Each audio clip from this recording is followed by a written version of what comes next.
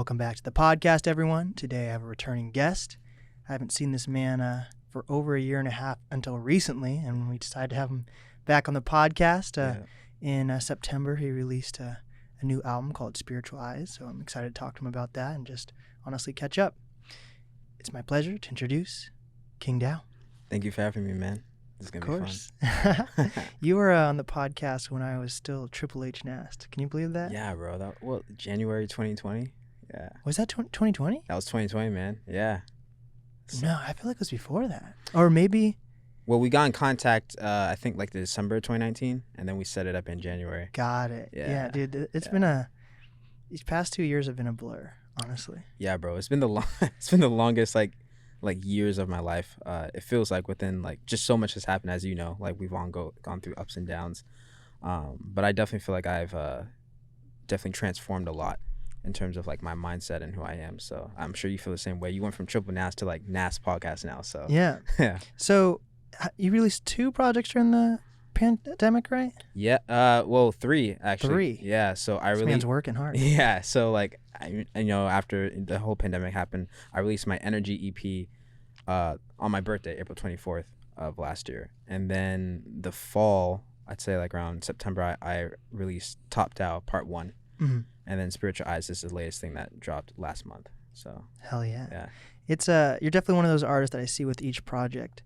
There's major tweaks, right? Which with each project, none of them sound the same. Like even with me, like I'm the first person to give you like tips or advice anytime I hear a new project. Love it. And it'll literally change within the next project. You know, like one project I'll be like, I like what you're saying, but I feel like your punchlines are hitting hard enough. And the next project, the punchlines are hitting hard enough. Or like some projects, I feel like the beats are okay. This project, the latest project you just dropped, I think it's the best beats you've had on a project so far. I appreciate that, man. And I really want to thank you for always being that person who's like super honest. And I know like you keep it so real. I'll be like, hey man, what do you think about doing an interview for this? And you're like, not yet. And I'm like, okay, bet. I still have to keep working. And I appreciate that, man. And that says a lot about your character, because people have a lot of yes men around them. Yeah. And I'm thankful to have like people professionally and personally who are around me who are not yes men at all. And because I like to like switch things up. I don't like doing the same thing over and over. I like to like carry on like traits of what's worked from previous projects and sounds and stuff, but like I always want to like keep switching up. So I appreciate it, and that means a lot, man, because I agree with you. I think Spiritual Eyes is definitely my best work that I've done that like just shows like who I am as a person, where I am now. So thank you. I feel like it was Spiritual Eyes was kind of like a mantra album, if that makes sense. I feel like it was like intentional with some words are like repetitive, you know, and like Toucan Wukan. Yeah. Like that was dope. Thank you, man. Toucan Wukan. Yeah, that's funny because that was literally an inside joke me and my friends made in college, my freshman year in college. Like we were in Europe on a jazz band. Ooh, you've been in Europe? Yeah, I've been to Europe, bro. Ooh. Yeah. Freshman year with the jazz band, we went to like Venice and Florence and Italy, Rome. And we were out there, you know, there's a bunch of seagulls and stuff, and I was just messing around. I'm like, we're in Europe, man, Toucan Wukan, you know, so that was just like an inside joke that carried on for years. I'm like, you know what, let me just make that a song finally. And like people loved it, man. Like we did a show, shout out to E Brown, shout out to Sari Savvy. We did a show last month at the Black Lab Gallery at the new location. And yeah, that was like one of those songs that like people like couldn't get enough of. So it was really cool to see. Yeah. Did you lock in with like a specific producer for Spiritual Eyes? Or? I did, yeah. Shout out Top Hat Productions. He and I met online back in 2018, and I used all his beats for Top Down Part 1, and then I did it again with Spiritual Eyes. So technically, Spiritual Eyes is supposed to be Top Down Part 2, but I was just like, where I was going in terms of like my vision, it didn't make sense to name it that. But I was using the same producer, so I think. It was a way to just show like, okay, where I am in my spiritual awakening, because during 2020 I went through a lot of changes myself. I started meditating more. I started getting more in touch with like astrology. So astrology. You're talking about zodiac shit or zodiac what? Yeah. Not in this really. It was more like super personal. I'm talking about the third eye, pineal gland, stuff like that. What's a pineal gland? Pineal gland is like your third eye. Okay. Your third eye. So it's like between your eyes. So that's a real gland, though. It's a real gland. Okay. Yeah, no, it's a real gland. Like it's in science and everything. But in the spiritual community, they call it the third eye or the first eye, right? Because like when you're born, like you can't really see yet, but your first eye is open essentially. Right. So if you're like in a, it's about to get weird. Let's get it. What if you're like in like a developing country, and you know how like they have a lot of people have like deformities in developing countries. So what if someone had a third eye? Would they be looked up as higher, or would they be like, what the? Like, have you seen that goat? It was a couple months ago. No, not even a couple months. It was like last month. Huh. There was this goat that was born with like a human-looking face. Oh wow! That was going around the internet. Oh what? Like India has these crazy deformities that don't stop with just humans. It goes into their fucking like animals and shit. It's craziness. Wow. Goats are crazy, bro. Like they have like that whole like negative symbol happening in their eyes and stuff. Like they have deep. It's funny you mentioned India. So there's this guy. I think in India. So essentially at age 7, like Gaia, or like he had like a spiritual awakening where like the god, I think he's Hindu, so yeah, Gaia or Mother Nature came and spoke to him and said, you're not going to need to eat forever now moving forward. Or all you need is just water and that's it. And so like and it was true, like he's like in his like 90s or something, and like the doctors, they did like different experiments to see where he was at, and he didn't have to use the restroom or nothing, and his eyes turned blue. So yeah, man, yeah. So stuff like that can happen. There's other people that can like unlock their chi, and there's a lot of deep stuff that happens. Like me personally, what I've learned through meditation and just like experimenting, I can pendulum dowse, which is basically where you speak to your higher self through a pendulum, and anyone can do like it. Like an actual pendulum? Actual pendulum. Yeah. So like you basically just take a pendulum, and like you figure out your yeses and nos, and depending on which way it sways, it says yes or no, and that's how you can like get higher answers. Oh shit! So you're like hypnotizing yourself. You could think of it like that. Yeah, like you have to like clear your mind. Like I always say when I start, like spirit guides show me a sign that I'm still, and that like just puts me in a kind of like a trance moment where I'm like, it's just me, the pendulum, and whatever comes through the channel, and I just ask the questions about whatever I want to know in that moment, and I get the answers. So are third eyes literal though, or no? Like, so if you saw some guy, it doesn't have to be India, it could be anywhere, honestly. Sure, but if someone was born with a third eye, would you feel like that person had all the answers, or would you be like, what the fuck? No, I mean, yeah, it could be like a symbolism, but no, it's not really literal. It's more like a spiritual, like metaphorical sense, because it is within your mind. Like it's basically your mind. Your mind is your third eye. You can think of it that way too. Got it. Yeah. Okay. So with your project, Spiritual Eyes was kind of relating to your, like the album cover even is a purple eye. Is that relating to your third eye, or is it? Yes. Okay. Yeah, it was related to that. It was like that eye is like, because I'm also into anime, and I don't know if you know anything about Naruto, but I know a lot about hentai, like last time. Oh yeah, I remember we had that conversation. No, but so Naruto it's another popular anime up there with Dragon Ball Z, all that stuff. But like there's these ninjas that have Sharingan, which is basically they have special powers within their eyes, and their eyes have like these crazy patterns and stuff. But if you look at my eye, it's kind of like related to that. And also like Renegon, like all these different like eyes within anime was an inspiration. And on top of that, like the whole idea of the third eye, just your spiritual awakening, because I read this book called from this guy named Miguel Ruiz, author from Mexico, I think. And in his book, the Toltec Book of Knowledge, he talks about opening your spiritual eyes, and so that's where I got the inspiration for this project. Got it. So you're more. So before 2020, you were more just into like anime stuff, and now the anime stuff has crossed over to being more spiritual, or do you feel like you've always been a spiritual guy? I've always been spiritual in a sense because I get it from my dad. Like my dad, like he comes from like a background of like Seventh-day Adventists and all that different kind of religious Christianity stuff, and so he kind of rebelled from that way of like growing up. Oh, is that one of the crazy ones? Yeah, man, like Seventh-day Adventists, bro. Like, yeah, to go deep with that, like. People think, Christianity is like there's only a few types, Baptist, Pentecostal. There's also Seventh-day Adventists, and there's a few more. I was actually talking to my uncle about this the other day. But yeah, Seventh-day Adventists, they're the ones who believe that they really stick to the whole idea of the Sabbath. The Sabbath is like the day of rest that God rested, which is Saturday, which is the seventh day, and they believe they're super, because like in America, people go to church on Sundays. You're not supposed to be doing that. Like they're kind of going away from that. Oh. Yeah, exactly. Yeah. So the Saturday is the seventh day, and they believe that this lady named Ella Jean White, who was like one of the prophets, she told everyone that they have to go Yeah, it's crazy, bro. This is literally a cult my dad grew up in, like my whole side of the family, which is weird because they're Jamaican, but the British colonized Jamaica, which is why the whole Christianity thing happened. Oh, so is he from Jamaica originally? He was born there, yeah. Oh, he was born there. He lived in England a little bit, and then like the whole family brought him to America. But basically, he comes from that background, and he broke away from that. He went through different religions and stuff, and finally he stuck to spirituality. He met my mom, and then they kind of grew us all up to like just like be free thinkers essentially. Mm-hmm. So I've always been kind of spiritual. I didn't really meditate until literally last year.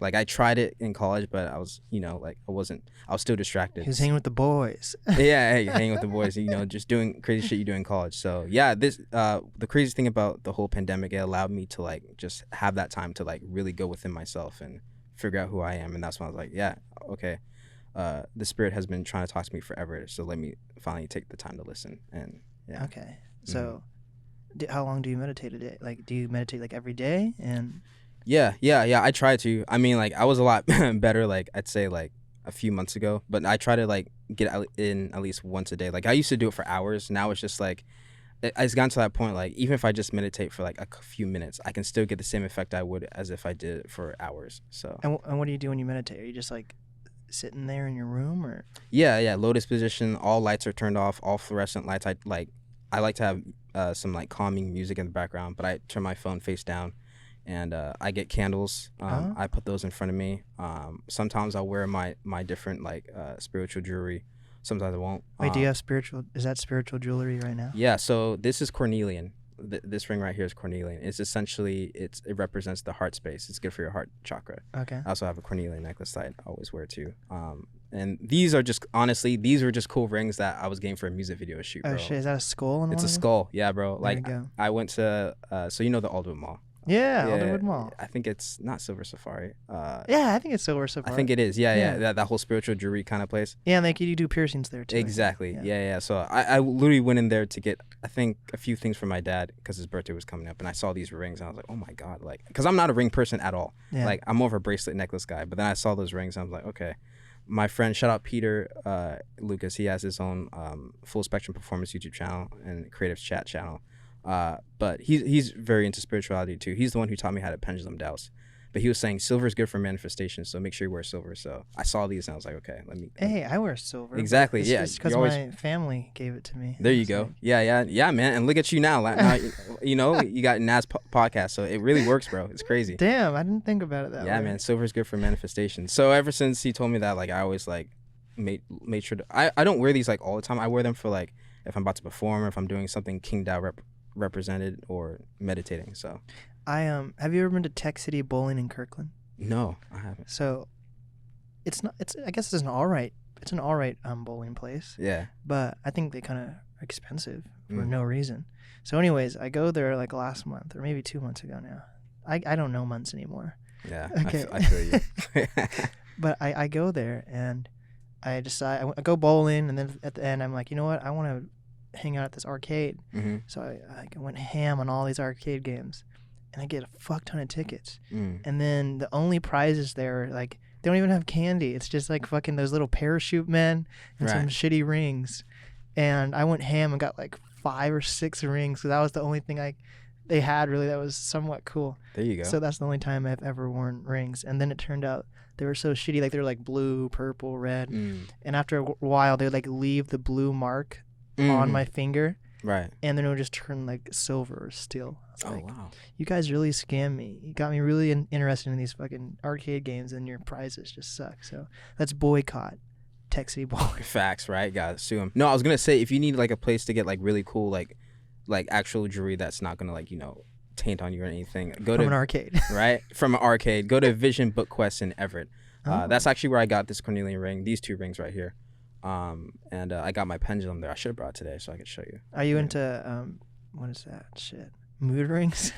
When I was in like elementary, middle school, I thought those things were so real, and then I'm like, this is not really doing anything. Yeah.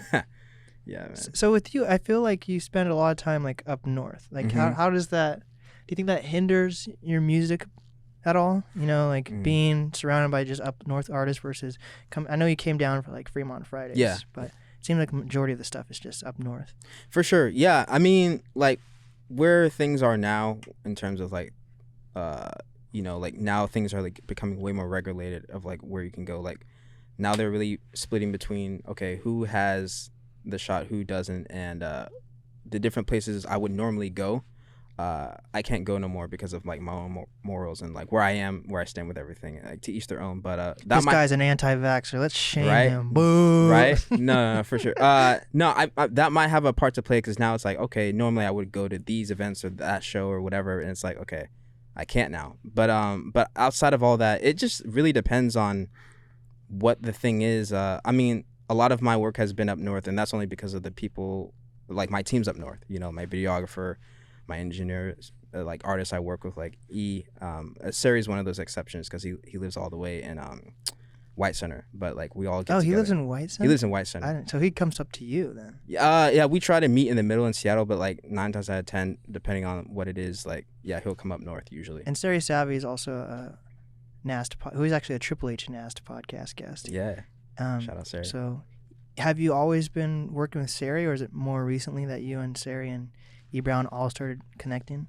Yeah, so I know E. Brown and you have been together hanging out for a while. Yeah, we've been kicking it for a while. That's my guy. Cause I met E in 2019 when I started going to the ciphers at the old Black Lab Gallery up north in 2019. And then Sari, after I heard your guys' interview, like I DM'd him. I was like, hey man, we should connect. I really liked your interview.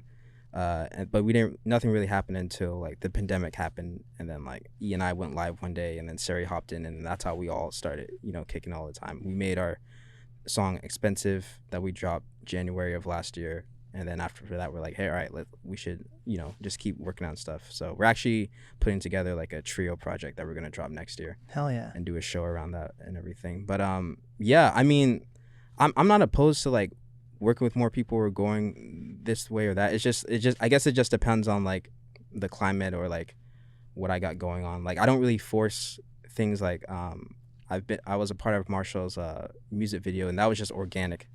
This was like the Marshall Law Band. That was Black and Proud, right, or something? Yeah, like that? Yeah. Was that the name of that, or is that the actual name? Louder. See, that's what it is. I'm Louder. getting confused with the actual Black and Proud song by James Brown. That's where they got the inspiration from. So I accidentally always call it that actual James Brown song. Gotcha. No. Yeah. That was like an organic thing. The Fremont Friday was organic because I just reached out to Marshall. I was like, hey, if you ever need artists to perform, let me know. And he's like, yeah, man, let's set it up. And then that happened. So I guess it just depends, man. Because like now where things are, like I'm like very like picky about where I go, where I spend my energy. Mm-hmm. So, but I guess I live up north, so I guess it's only natural that I come up here. But that's actually not true. I have a studio, Fibonacci Studio. Shout out Robert Ironman, the owner of Fibonacci Studios. That's in Seattle. That's in Greenwood. So I do come up a lot to record there. Nobi is one of the engineers there too. Shout out Nobi. And then there's my guy Lake Stovall, who actually mixed this whole project. And he mixed my song Black Man, a bunch of singles leading into this. So shout out to Lake Stovall, really cool guy. Really amazing artist too. But so that's my one. And then of course outside of work, that is a staple for why I come up to Seattle. Mm-hmm. So that gives me a good reason to come up here. So what have you done to like change like your tactics towards releasing music? Are you looking more towards like online things, or is it still trying to go to like these places in Seattle? Like I feel like everyone's tactics on how they make music, how they release it has completely changed since the pandemic. Mm-hmm. Yeah, for sure. I mean, when it comes to like releasing music, I'm really focused on like, I understand that my visual content is like my strongest suit for sure. In terms of like what me and my videographer, shout out Zach Pineal, that we put together in terms of promos, videos. I think more about rollout in terms of like, okay, what's the timeline? Because like people think, oh, I'm just gonna drop the project and then I'll think about promo after. But it's like, what do you do before, during, and after? Yeah, that counts. From that to how you set up the show, the whole Black Lab show that me, E, and Sari put together. Like that was perfect timing because the project was dropping right in September. We did that show. It was great. So that was basically like hey, here's this project show that I have going on. So. That was part of it. I have more music videos coming after it, so I'm thinking more back in like 2018 leading up to now. I used to think just drop videos here or there loosely. Now it's more like everything has to be okay. If I'm going to do a single, I have to make sure I promo the single drops, promo again, okay, project promo. So it's like, yeah, so it's a seamless like promotion type of thing. And I'm more patient than I used to be. I used to be a little bit more impatient in terms of like, okay, this has to happen now, but it's like I have all the time in the world, you know. Yeah.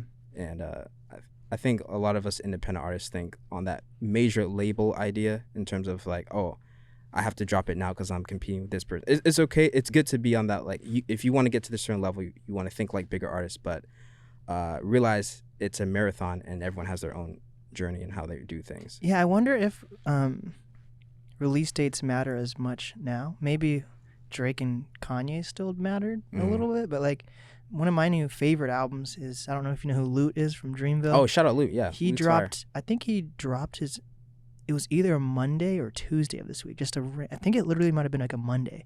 Just the most random day. And I'm like, holy shit. This guy's a Dreamville artist. And it's I'm pretty sure it's his debut album. He's like released like mixtapes and EPs in the past.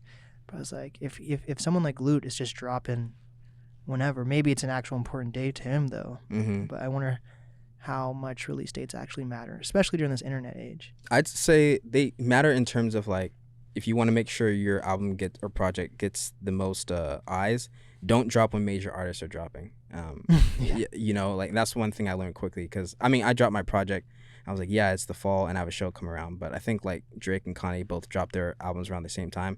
And so I learned quickly, okay, everyone's talking about these artists. Moving forward, when I drop anything, I mean, it worked out because I obviously had a show and stuff, so it made sense. But like moving forward, I always look like, okay, if this is when, let's say, Kendrick's dropping, I'm going to drop like the next month or a month before XYZ. So I'm taking that more into account. I'm realizing how much that had an effect, because when I dropped my Energy project, like that had like, so far, in my opinion, like in terms of just dropping something, like the most attention. And I think that's only because like, okay, there was no artists were dropping. Everyone was stuck inside. People were paying attention more to who was following them. So so it was like, it made sense. And so looking back, I'm like, okay, I need to drop when literally nothing's going on for me. And that makes the most sense. And I think a lot of independent artists should think that way, because we are in a business where like the music industry is so small. You know, everyone knows who Drake is, or everyone knows who Blake is, or Kingdow is within your city the more you go. So when you take those things into account, it's easier to maneuver, and you're thinking big, you know. You know what's crazy was when I did my podcast tour, you ended up being in LA. Yeah. Meeting the exact same artist I was meeting, just in a different context. Yeah. So tell me about that. So tell me how you met. I think that came all because you met China Williams, and she's a radio personality in LA. Yeah. So you had 2 interviews with her. Tell me about the first one, and then how that led into you actually going to LA. Right. So like after I dropped my Energy project, and I was just trying to find different people to get some press with outside of, just in general, whether in my city, outside of my city. I saw that Nobi was following her. I'm like, who's this person? I went through the rabbit hole. I looked at her stuff. I'm like, oh, cool. And so I just reached out to her, and she reached back, and we set up an online interview, and that went well. And we always kept in touch. She would always like follow up with my music and stuff. And then I was thinking about, I wanted to go to Cali. Like I want an excuse to go there to see my friend. My cousin lives out there. And so I was like, okay. But I also wanted to make it kind of like a business trip. So I was like, oh yeah, China lives in Cali. So I reached out to her. It took a minute, because she was like pretty busy with stuff. But finally we set it up to where I would go at the end of May. Basically came out. We did that interview while I was out there. She showed me around town, around Venice Beach. She introduced me to Noah, I think. Yes, yeah. Noah James. It's so crazy. I had do you know who Will Jordan is?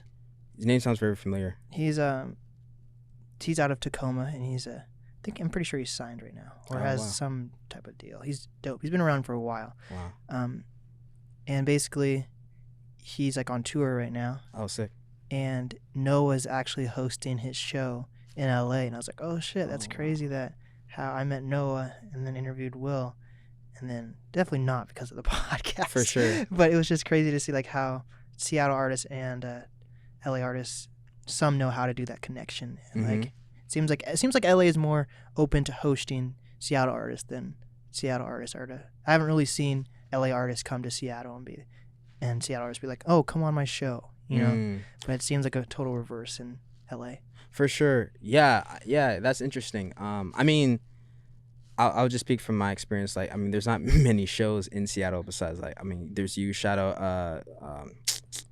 Let's see. This is sad because they're the first ones I did an interview with. Oh, I was talking about like concert shows. Oh, you're talking concerts. Like oh, straight up, Will Jordan is like headlining or opening for Noah James at like a literal show, which is kind of crazy. Okay. I was thinking, I don't know. I thought podcast shows. Okay, that makes sense. I see what you're saying. I guess a podcast is a show. I've never really called my podcast a show. Huh. Yeah, I mean, it is, bro. This is a radio show. You know what I'm saying? So, yeah. But no, yeah. To your point. I don't know, man. I think it's just everyone's, and we've talked about this before, and you've talked about it with many artists. Everyone just sticks with their circle of people. You know what I mean? Yeah. And there's not really someone who's like, hey, I mean, shout out Martial Law and people like that are like putting on events and stuff where if you're in town visiting someone like a Django or whoever comes here all the time, they can come and like, you know, like show support and like get involved somehow. But I don't think it's as frequent here as it is in LA. You know what I mean? So like when something's happening, it's happening. I guess like there's a combination of the weather. Now we have this pandemic, so the things are changing all the time. So whereas like in LA, like they kind of like when I went there and China, she was showing me around and then she introduced me to Noah and his crew and stuff. That show that I saw Noah at, they just put that on. Like that was like an underground type of thing that I went to. And so like there's an actual like underground scene in LA. There's an underground scene in LA, bro. It's super fire. I don't know what we call the scene here in Seattle. I don't know if it's really underground. Like you really have to know the promoters and stuff. Yeah. There's pop-up shows, I guess, but we have pop-up shows. Yeah, it really depends on it really depends on the artists, the people, the events, or the venues and like the relations they have with said venue. Like because Noah actually has his own promotion company. Oh, okay. So that makes it a little easier for him as well. For sure. I think your best bet in Seattle, like I have a really good relationship. Shout out Isabella, the Black Lab Gallery. I have a really good relationship with her, so I'm able to like E and different people that I work with. We're able to like put shows and events together fully off the strength of that. I think what's going to help a lot of artists here is if we just keep building on those relationships. And even if it's just you only have this one venue, okay, that's fine. You can work with that one venue, see what relationships they have and where they can take you. Because I don't know, sometimes I feel like in Seattle we try to grab from what we can from this resource and then grab onto the next one without really building something. You know what I'm saying? So how do you go about building your fan base? Yeah, it's a combination of the internet. I'm not like outside of like my own solo music. I'm a jazz artist, so like I'm plugged into that scene. Like when I was selling tickets and getting my fan base together to come see me perform, like it was a combination of people I used to work with, old students, old teachers, old colleagues, and my reach is just super diverse because like I grew up being a musician and a dancer and a teacher and all these different things. So like why do you do all this stuff? Like why don't you just focus on jazz, or why don't you just focus on dancing? Like why do you want to be jazz, dancing, and I guess I feel like you're like alt hip hop, right? Yeah, like Kingdow is my main thing for sure. It was always gonna, even when I was a kid, when I would see like Michael Jackson, Chris Brown, all these people, like I didn't know what it was in words, but I knew like, okay, being the front man, like whatever they're doing, that's what I want to do. And so like as I grew older into being a musician, like learning bass and all these different things, like I needed to understand the fundamentals of music. So when it was time for me to be the front man of my own project, I had everything to pull from. So there wouldn't be Kingdow if there wasn't jazz or there wasn't dance.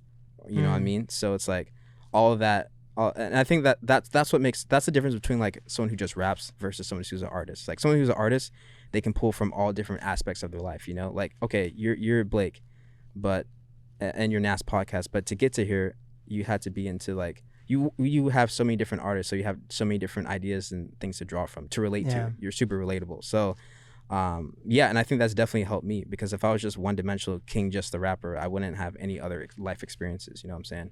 Like, so tell me more about this. You just got a new jazz position, right? Yeah. So shout out Jazzed, this Seattle teaching company. I don't know how I think off the strength of my old band teacher in high school, but they reached out to me because they were looking for teachers, private teachers and stuff. And I used to do like online, or not online, but in-person based teaching at my old middle school. Pandemic happened and I lost that gig. So I think this was just like the universe just giving me another opportunity to like tap into like my teaching and stuff. So yeah, they reached out to me. So I'll be doing like online teaching starting like this month all the way up until in the spring. It's like a small little contract, but yeah, just a cool opportunity. Yeah, man. Wait, so what instrument do you teach? Bass. Okay, so it is bass. Yeah, upright bass. Yeah. Have you done any? How much taller is that than you? Yeah, I mean it's like a few inches taller for sure. Basses are big. Yeah, they are. I have a 3/4 size bass, which is like their standard. There's full size basses that like Ray Brown and like a lot of old school jazz people use. Like they're very uncommon, but yeah, 3/4 is the one that I use. That's pretty common. So. And like, are you really tapped into like jazz here in Seattle? Like, do you focus on like Jazz Alley or like any of that cool stuff? Yeah, I mean, I did Jazz Alley in high school. That's dope. Yeah, I got to do that. I did the Edmonds Jazz Festival. You and I were almost gonna link for that, but different schedules and stuff. But I've done that many times. I started doing that when I got an internship for jazz. Like I've been super plugged in since high school, so it was always a part of me. But yeah, I'm a part of that. Oh, I'm also part of a nonprofit, the Jazz Punishment. Shout out to them, led by Jake Bergevin. Punishment, you said? Jazz Punishments. Yeah. So it's basically, yeah, I'm the bass player for that group. That's basically the way that started. So I'd say like last summer, Jake Bergevin, who's my friend, my homie, shout out Max Bennett, his old teacher. He wanted to just get together, bring some cats together and just play music just for fun. So he reached out. Well, actually, it started. I was talking to my homie Max. I'm like, yo, we should just get together and play tunes. He's like, I'm down. And then he's like, yo, Jake is trying to do it too. I'm like, all right, cool. So we would just meet up at this Edmond Park, and we would just play together. And Jake's like, outside? That's crazy. Outside, yeah, like underneath this like canopy area, yeah. And he's like, yo, how'd you guys feel about if I try to put a band together? And I'm like, I'm down. And so he basically just called up all his old alumni students, and then we became the Jazz Punishments. So every second, yeah, it's crazy. Every second Wednesday, we will play at the Anchor Pub in Everett. Hey. Yeah. So I got that going on. We also did like the festival, and then this other gig where we would play outside of Anthony's. It's like this seafood restaurant in Edmonds. That's dope. Yeah. So do you have to dress up like in a suit when you're doing it? No. Not it's a suit. Like we wear shirts for that big band. Like we have all these different like Jazz Punishment shirts that we created. So we wear that on the gig, but no, it's not like like your typical like having a suit. I personally hate wearing suits. So it's yeah. So it's nice. I mean, I'll do it for like a music video or something, but yeah, I'm glad I don't have to do that anymore. But yeah. Yeah, I used to love dressing up as a kid. I'd get bullied. I'd wear I'd wear like suits to school and shit. That's fire. I look like a total nerd. No, I'm gonna be honest, dude. But I don't know what's changed. I feel like I'm more into streetwear now, but I don't know where that came from. Maybe it's because I probably because hip hop. Yeah, hip hop. Yeah, the hip hop influence. Nah, man. I mean, like I'm all about looking. I like to match. Like I like to like. I'm not like if I'm wearing green, the whole thing's got to be green or pink or whatever. So. No, I feel that. But I was gonna say that nerds run the world, bro. Like at this point, like I feel like a suit's like wearing a costume, meaning like when people are gonna look at that, they're not. No one walks down the street and is like, oh, that's just a normal outfit, even though maybe you're a business guy and it is your normal attire. Right. People are like, oh shit, that guy's in a suit. Mm-hmm. What's that guy do? Yeah, wearing. What you wear, definitely people are gonna judge you off that for sure. Like it's definitely it says a lot about you and like the energy you put out. Like that's why like even if I'm not wearing a suit, I always dress like okay, Kingdow. I'm a solo artist, so I always like move like I'm like this hat. Like even when I'm at work, I always wear my Kingdow hat. It's just that subtle branding. You know what I mean? So it's like have you been to International District in Seattle? Yeah. Like those people are way too comfortable with what they wear. They're fucking like. Like no matter what time of year, there's like people dressed up as fucking Pikachu or Santa Claus or whatever fucking anime shit, like Oasis and stuff like that. I'm like, the first time I saw that, I was like, what the fuck? Seattle's goofy, man. I mean, I always wanted to go to like Comic-Con or something like that. Oh, they just had that. They just had that happen. PAX. They just had PAX like 2 months ago. And oh man. Yeah, Seattle has so many cool. I keep telling people like any type of entertainment you're into or technology you're into or whatever it is, any medium in general, we got it here in Seattle. Yeah, say what you want. I love Seattle. At the end of the day, bro, like I think we hands down the best state. Like Pacific Northwest, like we're undefeated. Yeah. Like in terms of culture and things happening for sure. I think what it is, the locals just have to be way more tapped in and like. Yeah, that's you true. know what I mean? That's the only thing. Once people are more tapped in and embrace this love, not when it's summer and it's convenient or something's happening, just all the time. Like we're top. So. Yeah, I need to do some more research on like hidden parks and stuff. There's so many, bro. I'm gonna tell you one story before we wrap up. Yeah. So this was on the podcast tour trip Right. I had.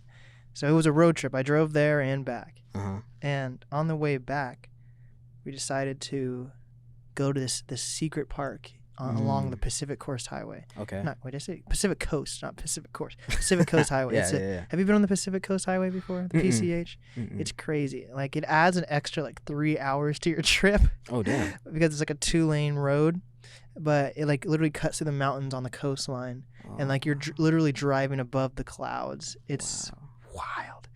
And anyways, there was like this offshoot on the Pacific Coast Highway where it's this beach that's not marked. Like when you turn down the road, it's not marked or anything like that because they don't want tons of people going. But at the very bottom, there's a ticket booth, and you have to pay to fucking go to this park. Okay. But this beach has like natural purple sand. What? Yeah. Purple. That's crazy. Yeah, beautiful. I'm gonna have to check that out. Wow. I get there. Oh, I'm almost. It's like a 3-mile drive to get down through. You have to like go. So you're on the Pacific Coast Highway, and then you take a little turn off this. It's an unmarked road. Wow. We found it on like Yelp, and we go down, and there's oh my god, there's so many potholes, fucking craziness, right? Wow. And literally right at the ticket booth, other side is the fucking purple sand. I popped my tire on a pothole. Oh, no. Damn, bro.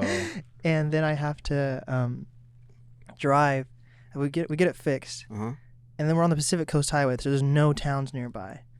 So I'm on a spare tire, and I have to drive something. I think it's like I had to drive 270 miles on a spare tire, and that was like 2 to 3 hours. What? And get out of the Pacific Coast Highway, and I'm on the freeway, and because we have like an Airbnb set up in San Francisco, so I have to drive all the way to San Francisco, going 50 miles per hour because you can't go too fast on a spare because it'll heat up.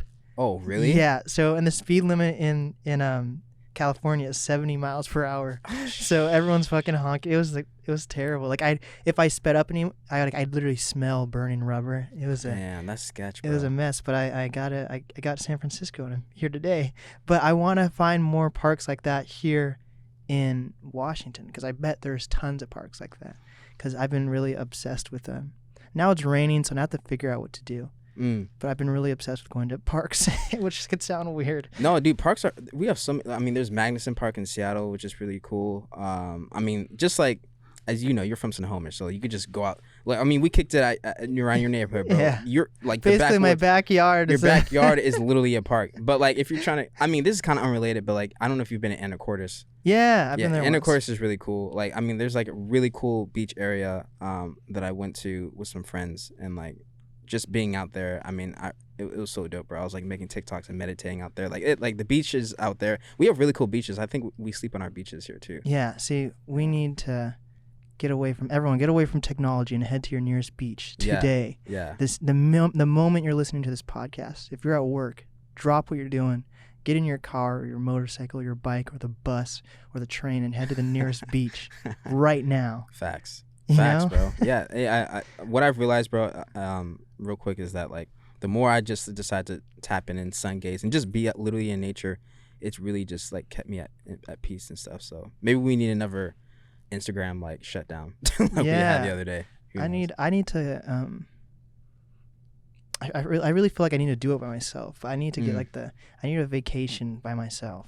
There you go. I feel like I'm so drained, man. I feel like I have COVID PTSD. Oh, okay. Like I stayed home for so long, and then after finally going out, I'm like, I like people, but I don't like people right now. I feel you. No, facts, bro. Because like the problem with our society is that we're around people, technology all the time. Like we don't really know who we are yet. I mean, to get to where we are, where we're focused on our careers and stuff, that's great. Now the next level is to like really tap in, because you need to be cool with yourself before you even can tap into the business side, you know. Yeah. So. I thought I learned a lot about myself during the pandemic, and I did. But now relating that to like real life, because even just doing the podcast, it's such an isolated thing. So like I'm meeting like new people every day, but it's like it's over like a common ground versus going to whatever, like a restaurant or just driving or whatever, going to a super public park or whatever. Like you're around random people and they're all living their own lives, or like just being in big groups or anything is like, it's besides just like not wanting to get sick. It's just being in a big group is like weird to me now.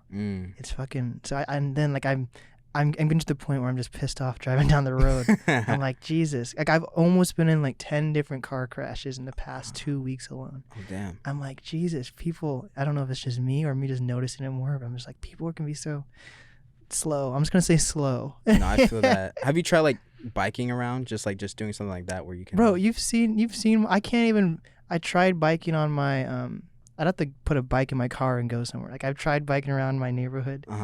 And like there's just too many blind corners, and like, people like speed down, like, because I live in the way you've been near my house, and like all those roads around my house are actually like people like fly down. Oh them. really? Oh yeah. Never So mind. I don't know what I'm gonna do, but I need to get away. And I think it's something I have to do alone. Yeah. I don't know yet, but. Yeah, just like look up like some crazy like mountain climbing place. Just somewhere where it's super isolated. You just like go there for like a week, camp out or something. Yeah, I'm gonna be like I don't know what I'm gonna be like. I'm gonna be a wild man. There you go. Hell yeah, dude. Be alone. Become a monk or something on these people. Yeah. Come back with my head shaved. Oh yeah. Facts, bro. I feel so accomplished. Last thing, I feel so accomplished when I don't have accomplished the right word, but I see people like growing their hair out and then they'll cut it. Like Katil. I don't know if you saw, but Katil. Oh, he shaved his head? Yeah, I just shaved his head. What? And I feel like I'm winning. Everyone else is like giving up on having the long ass hair. I love having my hair, bro. I dropped a TikTok that kind of blew up a little bit, and I was saying your hair is source energy, don't cut it. Yeah. And people were like, what? And they get freaked out. It was funny. I had one kid, like, TikTok's such a funny place, man. This one kid, like, he made like I say that, and then it clips to him, and he cut his hair, and his eyes narrow. He's like, "Damn, I missed this too late." But yeah, see, like this is 4 years of growth. I can't just. There you go. Yeah, man. Yeah, it's like you're dedicated. I mean, like either way you go, like I mean, as long as people are doing what they want, go ahead. But me personally, I told myself after I cut my hair when I was younger, I'm like never again. Like I'm a Super Saiyan, bro. Yeah, there we go. Yeah. Well, Kingdow, it's been a pleasure having you back on the podcast. Yes, sir. What's the easiest way for people to reach you, and is there anything you want to promote? Yeah, definitely. Spiritual Eyes is out now. That's on all platforms. Spotify, Apple Music. Go get it, stream it, buy it. You can follow me on Instagram, Kingdow, KINGDOW1. That's the same for TikTok. Kingdow Music, one word on YouTube. Check out the website, kingdowclan.org, to get some merch and all that good stuff. I have a documentary. That's how you can check that out too. Ooh, that's dope. Yeah, the Dow Doc, part 1. We're working on part 2 right now. And more music videos coming from Spiritual Eyes. And yeah, just a lot more content. And thank you again, bro, for having me on again. Of course. Yeah, dude. This the NAST podcast with Kingdow. And we did it.